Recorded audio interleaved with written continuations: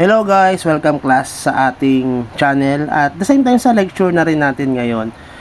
Teacher muna tayo ngayong araw na ito. So yung mga subscribers natin na mga MU players, pwede nyo skip ito. So trabaho muna tayo. Ngayon ito guys, yung ating subject, yung Juvenile Justice System na 9344. So yan yung batas natin ngayon na existing. Okay? Pero before, bago nagkaroon ng 9344, ito muna yung batas natin na sinusunod during the presidency of former President Ferdinand Marcos Sr. Kaya siya naging PD, Presidential Decree, dahil nung panahon na yan ay wala tayong Congress at wala rin na Senate na magdi-declare or mag-create ng laws. Only the President ang pwedeng mag-create ng laws during that time because it is the time of martial law. Only the executive department has the power to create a laws. Kaya siya naging presidential decree, the PD. So before, yan ang existing law na nagsusupervise and nagbibigay ng authority sa mga bata or mga tinatawag nila na youthful offender na nakaka-commit ng crime. Kasi lahat naman tayo, 'di ba, na walang pinipili yung pag-commit ng crime kasi from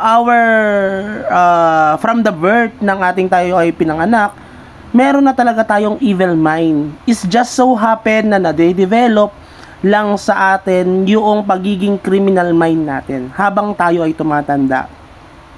Siyempre, nakaka-apekto yan yung sa mga taong nakakasalumuha natin at saka sa ibang mga bagay. So, sabi dito, those child before over 9 but under 21 years of age at the time of commission of the offense who committed the crime is known as youthful offender.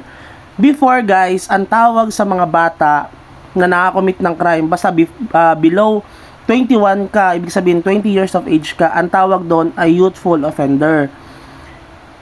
Ulitin ko guys youthful offender ang tawag sa PD 603 sa mga batang nakakommit ng crime na below 21 years of age. Kasi sa 9344, hindi youthful offender ang tawag sa kanila.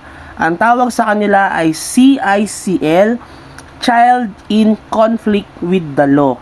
Yan ang tawag sa 9344. Kasi medyo parang harsh daw yung salitang youthful offender. Kaya binago nila na child in conflict with the law. Then sabi dito, a child 9 years of age under, ibig sabihin pababa sa edad na yon ng 9 years of age, sila ay exempted from any criminal liability. Kapag ikaw ay below 9 years of age, nakakommit ka ng crime, then you are exempted sa criminal liability. Pero syempre, ang magbabayad nun na mga danyos na nakomit ng bata na yon ay syempre yung relatives or their parents. Kunwari, malicious mischief. Yung isang bata na below 9 years of age sa PD 603 ng bato ng isang bagay na matigas at tumama ito sa side mirror or sa isang sasakyan ng isang tao. Syempre, siya ay exempted from criminal liability kasi kung ang gumawa nun ay yung tao na 18 years of age, syempre, meron siyang corresponding imprisonment. But since itong tao na ito ay nakakommit ang nakakommit nito ay 9 years below, siya ay exempted from criminal liability. Hindi siya makukulong. Magbabayad lang siya. Pero syempre, walang pambayad yung bata na yon. Ang magbabayad nun ay yung mga magulang niya. Malinaw? So, yan yung ating tinatawag na PD 603, youthful offender, at yung mga below 9 years of age, they are exempt from criminal liability, and yung civil liability, the mother or the father or the relatives will take over of the custody of the child and also for the civil liability. Lahat ng danyos ng mga nakomit ng bata na yon, babayaran ng mga magulang niya. Okay, next, dito naman tayo sa over 9 years of age. Ibig sabihin, 10 years old na ito and under 15 years of age. They are exempt from criminal liability unless they are acted with discernment. Dati nung panahon ng 603, kapag 15 years old ka na, dinidetermine na ito yung discernment mo. Kasi ngayon, 18 below, i-determine yung discernment mo. Ano ba yung discernment, sir? Yung discernment, it is the capacity of the person, the child, to determine what is right and what is wrong. Kung alam ba nung bata na yon, yung kanyang ginagawa na ay mali. Kapag na-determine na yung batang over 9 years of age and under 15, ibig sabihin 10 to 14 years of age, kapag na-determine doon via examination na siya ay walang discernment, hindi niya alam yung kanyang ginagawa na mali pala, siya ay ma-exempt sa criminal liability. Kasi yung below 9 years of age, automatic, ma-exempt sila. Hindi sila makukulong. Pero dito, kapag ikaw ay 10 years of age hanggang 14, kailangan pang i-determine kung may discernment ka o wala. Kung wala kang alam or hindi mo alam yung ginagawa mo na mali. Sa PD 603 yan. Tapos, sabi dito, pag na-reach mo na ang 15 years of age, biruin mo, napakabata niyan. Bata yan, 15 years of age. Before ha, siya ay criminally liable na. Siya ay papasok sa criminal justice system na natin. Hindi na siya pasok sa child and youth welfare code. Dahil sa 15 years of age before, siya ay magiging criminally liable. Ibig sabihin, kung siya ay nakakommit ng rape at the age of 15, siya ay nagbenta ng drugs, siya ay pumatay ng tao at the age of 15, siya ay criminally liable na. Kung ano ang punishment ng isang tao na above 18 ngayon, siya ay same ng punishment doon sa isang tao na nakakommit ng crime na yun. Same doon sa bata na nakakommit ng crime. Basta ikaw ay 15 years of age and above. 15 and above, guys. Ibig sabihin, pag under 15 ka, which is 14, ay yun pa lang ay dinidetermine yung discernment mo. Pero kapag 15 ka na, automatic, absolute ka na ikaw ay magsasuffer sa isang crime na nakomit mo. Kailangan mo na itong pagbayaran. And it was approved on December 10, 1974 ng late President former President Ferdinand E. Marcos Sr. Okay, during the time of martial law. Ngayon, nandito naman tayo sa existing law natin. Ito na yung nag-exist na law sa atin, yung batasan PD 603, wala na yon. Limot na yon. Pero syempre, for the benefit sa ating board exam, kailangan pa rin natin siyang aralin. So, ano bang difference nila? Yung PD 603 and RA Republic Act 9344. Sabi dito, the Republic Act 9344, known as the Juvenile Justice and Welfare Act of 2006. Bago lang ito, guys. Bago lang siya na-create ng ating Legislative Department and approved by the President. Sabi dito, sa pagkakaalam ko si Kiko Pangilinan ang author ng batas na ito. Kasi sabi niya, pinoprotektahan niya, kaya na-create ito, pinoprotektahan niya ang welfare ng mga kabataan.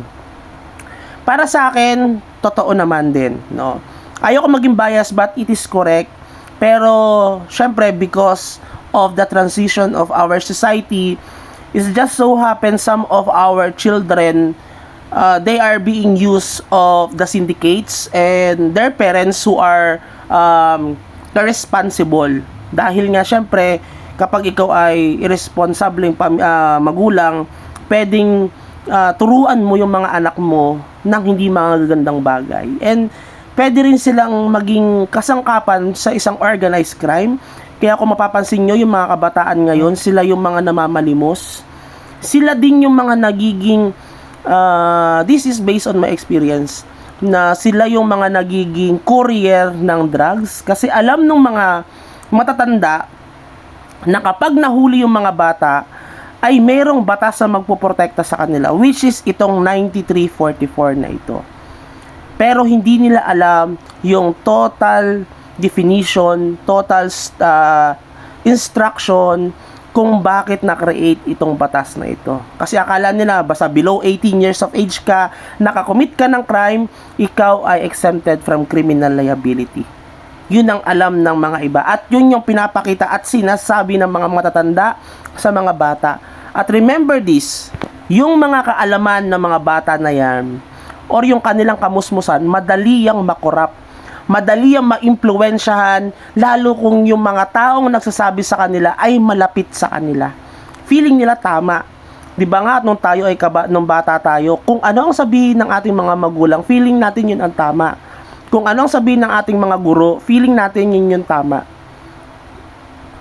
Kasi nga, tinitignan natin sila as the model ng ating sarili. Okay, sabi dito, let's back to this topic. Sabi niya, before ay ngayon, 15 years of age and below are exempted from criminal liability. Ibig sabihin, dati, sabi sa batas, no, dati sa batas, exempted ka lang kapag ikaw ay 9 years below of age. Ngayon, tinaasan nila. Ginawa nila 15 years of age. Favorable ito sa mga kabataan. Kasi kung ikaw ay nakakommit ng 14 years of age ka, nakakommit ka ng rape, exempted ka from criminal liability. Dati hindi. I-examine ka pa, kapag ikaw ay nakakommit ng 14 years of age, i-examine ka kung alam mo yung ginagawa mo o hindi. Pero dito sa batas na ito, automatic wala ng examination. Alam mo man o hindi yung ginagawa mo, kung alam mo masama o hindi yan, exempted ka from criminal liability.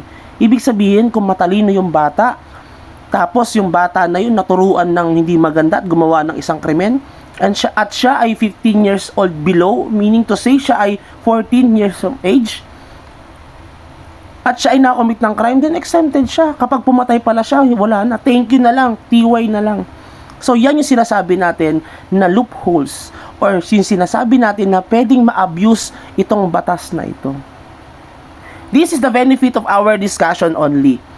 Okay? Baka maraming dyan, dahil it is a YouTube channel, baka maraming mag-react dyan sa ganyang bagay. But then, this is the benefit of our discussions. Sabi doon, exempted from criminal liability. While, sabi doon, ito na yung sinasabi natin na dati, yung batas na yon, kapag ikaw ay nakakommit ng crime na 9 years of age hanggang 15, below 15, ikaw ay acting with discernment, tinitignan pa nila doon, ine-examine pa nila. Ngayon, sa edad ng 15 years of age, hanggang 17 ka, kasi below 18 below 17 ka, doon pa lang dinidetermine kung ikaw ay merong criminal or merong discernment, alam mo yung bagay na ginagawa mo. Favorable talaga. Biruin mo, kunwari, sabihin mo na ikaw ay 17 years of age, nakakommit ka ng crime. Pwede palang ma-exempt ka sa criminal liability kapag na-determine nila na wala kang krimen, ay wala kang alam sa isang bagay na mali pala yon. Alam nyo naman, ang kabataan ngayon, kahit ako nung kabataan ko, example na lang natin sarili natin, hindi na tayo lalayo. During my 16, 17, kahit nga 15 years of age ako, may mga bagay na akong naisip or nagagawa mismo na alam ko na mali yun, but still, I'm still doing it kahit na alam ko na mali yun or aware ako na mali yung bagay na yun. At that age, 14, 15, 16, ganyang edad, alam ko na mali ako, pero wala kapag ginawa ko yung bagay na yon, hindi pala ako makukulong. Kasi, sabi sa batas, sa 9344, kailangan malaman muna na ma-determine kung ako ay may discernment o wala.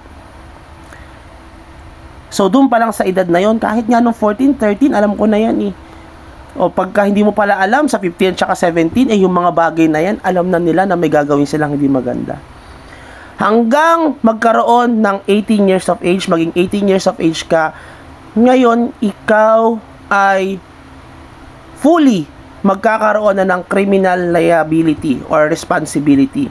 Meaning to say, katulad ka na ng mga taong mga matatanda pag nag-18 ka na, kasi it is the age of majority ngayon, kapag na-reach natin ng 18 years of age, papasok na tayo sa criminal justice system, hindi na tayo pasok sa juvenile justice system. Dahil nga nasa tamang edad na tayo. So, ang tawag dati, di ba, sabi natin sa PD 603, it is a youthful offender. Ngayon, binago na nila. Yung mga taong nakakommit ng crime Ang tawag na sa kanila ay child in conflict with the law. CICL, mas pinaganda ng konti. Kasi conflict, ibig sabihin meron lang silang hindi maayos na nagawa sa ating lipunan.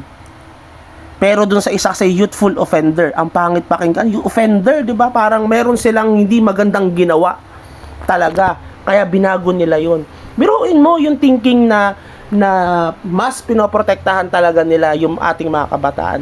Remember this, I'm not against with this law, but may mga certain provisions and certain rules din kasi na talagang hindi siya applicable sa ating society ngayon. Kasi nakikita nyo naman, based on my experience, there's a lot of minor, usually 16, 15, 14 years of age, na-engage na sila sa mga bagay na hindi naman talaga dapat sila napupunta. May mga bata nga na okay lang sa kanila, yung mga 13 pa nga lang yun, 13, 12, na na-engage na sila sa prostitution, na-engage na sila sa robbery hold-up, nagiging lookouts na sila, nagiging courier na sila ng drugs, at kung ano-ano pang mga bagay. Pero syempre, ang benefit kasi nitong 9344 na ito is para ma-rehabilitate yung mga kabataan na nakaka-commit ng crime. Kasi nga, tinitignan natin sila ngayon, tinitignan natin sila na may chance pa silang magbago. At totoo naman din kasi na syempre kahit nung mga bata tayo, mabilis nga makorap ang pag-iisip natin. Kapag nakakommit tayo ng crime, so mapupunta tayo sa DSWD kapag na-determine na may discernment tayo doon sa crime na nakommit natin. Na-determine na may discernment, ikaw ay mapupunta ngayon sa custody ng DSWD. At hihintayin yung trial mo hanggang ma-reach mo yung 18 years of age. Hihintayin doon. Okay? Na ibigay, ipataw sa'yo yung punishment sa'yo. Yun ang hindi nila alam. Kasi akala nila, kapag 17 years of age na sila, hindi na sila makukulong. That is wrong. Kapag sila ay nakakommit na 17 years of age sila, nakakommit sila ng crime, and the examiner determined that they have a discernment during the time of commission of the crime, kukunin sila, mapupunta sila sa DSWD at itatrial din sila. Hanggang ma-reach nila yung 18 years of age nila, then doon na nila isi-serve yung sentence nila. Akala lang kasi ng iba, kapag 17 ka, totally extinguish yung iyong criminal liability. Hindi yun totoo. Ikaw ay makukulong pa rin kapag na-determine yung iyong criminal liability, yung discernment mo during the commission of the crime. Anyway, hatiin pala natin itong video na ito. Gawin natin siyang 20 minutes lang para hindi siya garon kahirap i-upload. At syempre para meron part 2 doon sa pagpapanood nyo ng video. Para makita natin yung mga estudyante natin kung napanood nila yung part 1 and part 2 of this video. Then, I will upload the next video. Just keep in touch and see you to my next video and have a good day. Bye-bye!